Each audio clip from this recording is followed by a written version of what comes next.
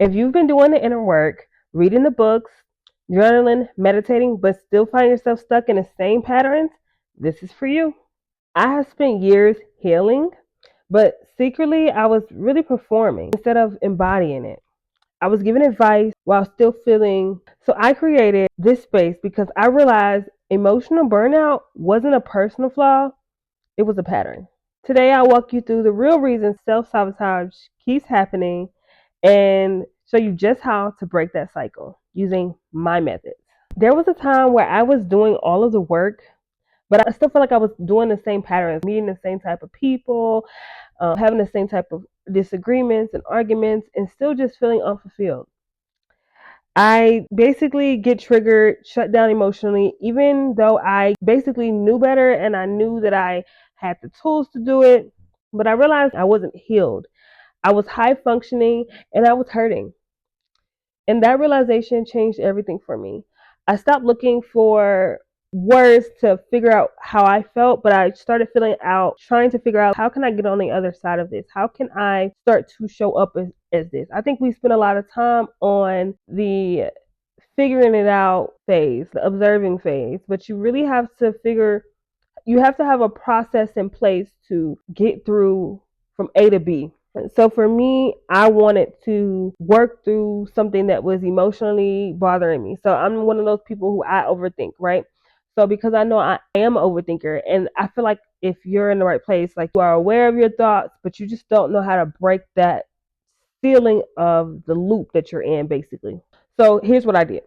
So if you're here, you know what self sabotage is. It's when you're stuck in a cycle, like aware that it is a cycle, but when it shows up, you don't know what it looks like. So the purpose of self sabotage, what is that? Is self sabotage usually isn't a sign that you're failing. It's your body trying to complete a past emotional cycle, and you know that it's from the past, and you basically know because you're aware of it. So most people aren't aware that they're in a cycle. They're not aware that they're repeating the same things over and over again, but you are. Special, like makes it special. That means you're aware of the first step and you're ready to move on to the next step. But what is that next step? What does that look like? And why does it keep happening? So we'll start with the why. Why that it keeps happening is because it's a protective mechanism. Like your body and your ego wants to stay safe, so you're going to keep repeating those same cycles over and over again because it feels safe. It's what's most familiar to you. So of course, when you're in it, you're not going to realize it, but when you get out of it, you're going to be like, man, this was the same thing that I just did, right? So yes, the next way that I process things is ask myself, like, I say that I want peace. Am I doing the things that align with what peace is? And this is how you kind of check to see if you're in that cycle again when you're in a new situation. Because like I said, like you feel safe in a certain dynamic and familiar to a certain dynamic, you're not always going to be aware of when you're in said dynamic. So one of the ways to acknowledge and see if this is something that it is for you or not for you is being able to acknowledge whether you're in it in that moment. So, and the quicker you acknowledge if you're in it or not, the quicker you can get out.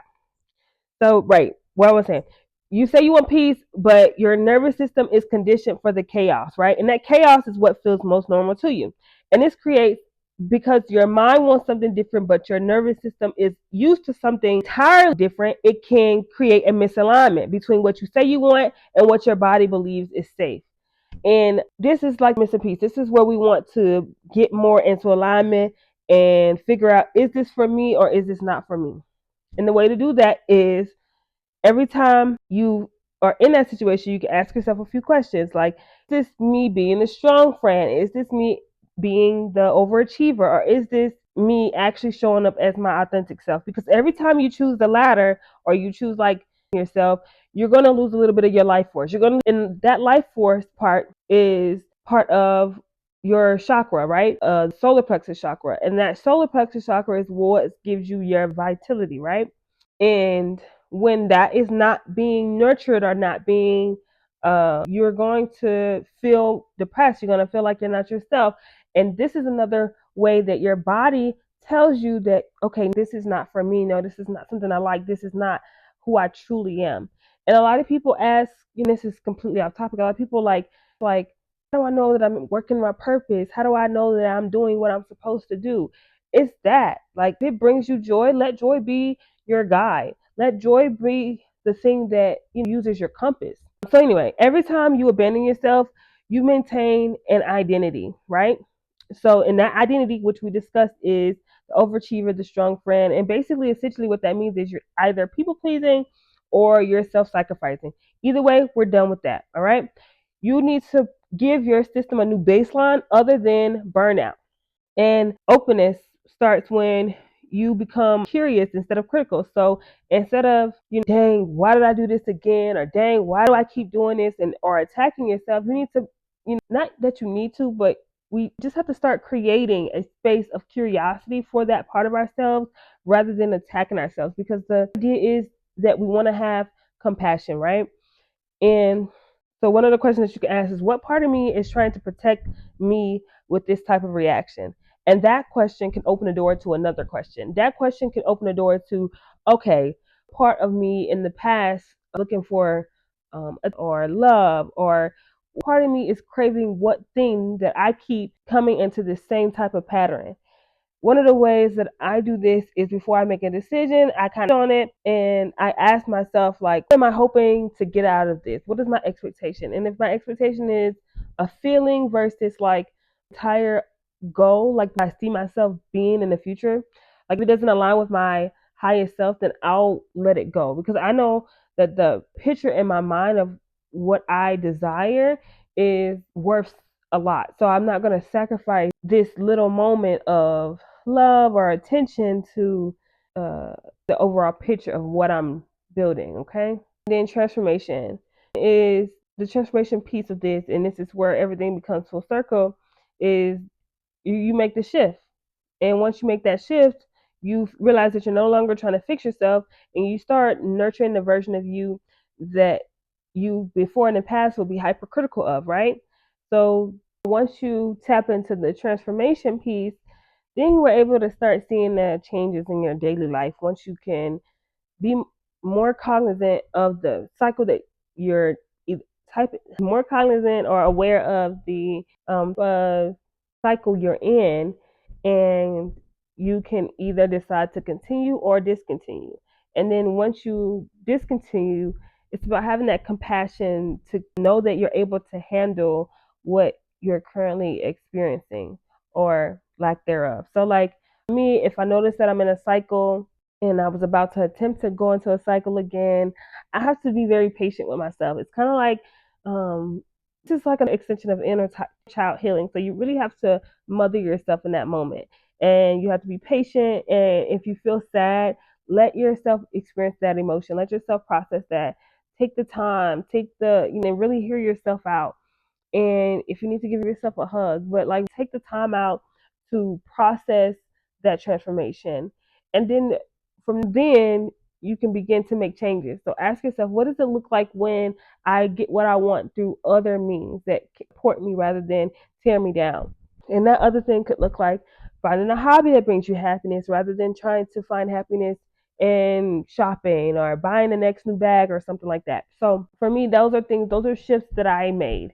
And so tonight I want you to journal, right? We're going to journal. So tonight I want you to light a candle. It can be fragrance, you can light an incense, anything, right? Then I want you to make you some warm tea. And I want you to really sit down and think about what part of me is afraid of being at peace, right? And whatever comes up, just honor it. Try to fix it. You really have to learn how to have a space for all of our emotions. And that is really the trick, right? And then after you figure out what part of you was afraid of peace, I want you to write a short letter to her and act as if you were her mother, right? Because this is a version of you, right? This is the version of you you're trying to not let go, but integrate, right? Offer her safety and offer her a place to lay her head down and offer her a place to finally be at peace, right? So if that looks like crying, if that looks like it out, if that looks whatever that looks like for you, let it exist, let it be, and assure yourself that you are capable of holding it, okay? And that is how you expand your capacity. That is how you expand your worth. That is how you expand your mind. Like we really have to get used to being stretched and stretching ourselves, okay? And the way that you do that is bringing up those uncomfortable feelings, allowing them to happen, and really rewriting your story, okay? This really resonated with you and you really just appreciated everything that we talked about today, I want you to really join me in my community. This is where we just all come together as high achieving women and we just are able to be soft and we're able to heal together. No one wants to heal alone, okay? It's lonely and it's not like our innate, like, that's not natural for us, right? We have just evolved into this individualism, patriot, like that just does not serve us, okay? Women, we have cycles. As women, we have hormones that bond together, and we really need to get back to that, okay? Click the link, join below. We'll reach out to everyone and add everyone to the community. And yeah, I'm excited to just create this environment for us to heal together. All right, bye.